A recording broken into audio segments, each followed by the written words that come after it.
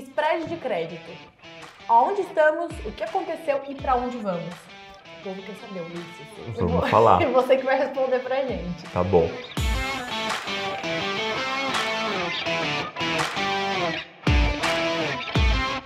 Então, primeiro, a gente escreveu até na nossa carta mensal de julho, inclusive eu deixo o link aqui pro pessoal que acompanha nossas cartas, né? Faz muito sentido, né, ver o que a gente tem falado por lá. São rápidas e bem direto ao ponto, né?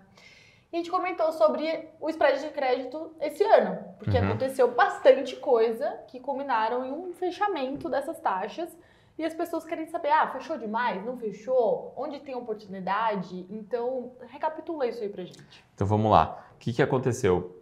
O ponto mais importante que a gente teve esse ano foi que o CMN mudou umas regras para aplicação em LCI e LCA. E aí o que acontecia? Muito investidor estava investindo em LCI e LCA porque é isento, paga bem, proteção da FGC. E aí, de repente, o investidor fala assim, que lá não é mais tão atrativo, precisa de prazos maiores, etc. E o investidor fala, vou aplicar em fundos que têm alta liquidez, mas que investem um pouquinho em crédito e passar a investir bastante nesses fundos. Esses fundos têm que comprar esses ativos de crédito, então eles começaram a valorizar muito. Então, as taxas, né, os spreads, né, de crédito, aquele que o título de crédito remunera mais que o título público, foi ficando menor e é assim que estamos. Basicamente, a gente viu um movimento muito forte de valorização desses títulos, principalmente nos títulos de muita qualidade de crédito, né, que a gente chama os AAA, os AA+.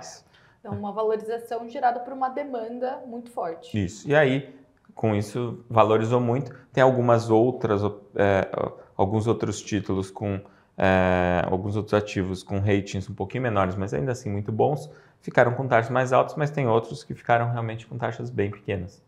Mas se a gente observar agora, o fluxo continua vindo para renda fixa. Continua. E eu acho que vai continuar. Pergunta é, ninguém quer tomar risco? Eu acho que também. E acho que essa é a pergunta, ninguém quer tomar risco hoje. Então, os investidores, eles estão buscando muito a renda fixa, porque no final a gente já começou um ciclo de alta da Selic de novo. Então, o CDI continua pagando muito bem, muito acima da inflação e sem volatilidade nenhuma. Você tem na taxa pré-fixada 1% ao mês nos títulos públicos e na taxa indexada na inflação você tem 6,5% acima do IPCA para qualquer prazo que você quiser até 2060. Então, assim, você tem retornos muito bons na renda fixa. E aí você vê que nas outras alternativas, com mais riscos, os investidores também não estão convencidos que tem uma relação de retorno sobre risco que está agradando. Então, eles querem ficar realmente na parte mais segura. No conforto, e aí, né? No conforto, né? E se ainda tiver isenção de imposto de renda, melhor. Se tiver um risco baixo, melhor. Né? Então, assim, o investidor está procurando esse risco baixo na renda fixa, de preferência com isenção de imposto de renda. E o que então a gente deve ver daqui para frente? Essa é uma boa pergunta, né? Porque as árvores não crescem até o céu, né?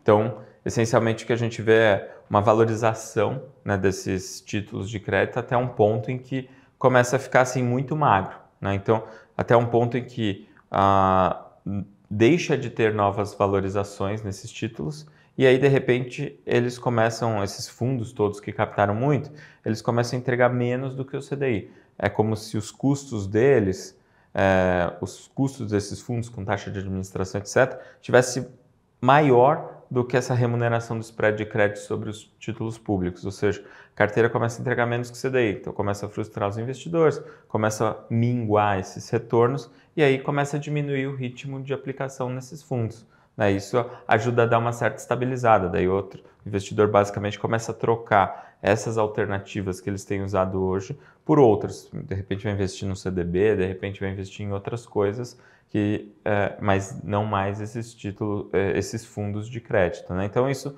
vai fazer com que dê uma certa parada, em algum momento isso vai acontecer, e aí depois a gente tem que ver como que os fluxos vão se comportar. Mas assim, o principal ponto que a gente traz na carta de agosto, né, que é falar exatamente sobre esse cenário, na carta de setembro, né, que é falar exatamente sobre isso, até onde vai esse movimento, né? A gente não sabe, mas o fato é que a renda fixa ela continua muito atrativa e a gente não tem visto o que vai fazer ela ficar menos atrativa. Como um CDI então, nesse patamar, né? Muito difícil. CDI, taxa pré. Então, assim, é isso. Está magro, mas daí aquela pergunta, vai aplicar no que então? E aí basicamente o retorno está atendendo bem os investidores, então deve continuar. A gente não vê o que vai fazer a renda fixa ficar menos atrativo, pelo menos no curto e médio prazo. Perfeito. Então, para mais informações, acessem a nossa carta, eu vou deixar o link aqui embaixo. E dúvidas, nos enviem. Um abraço, até a próxima. Até mais.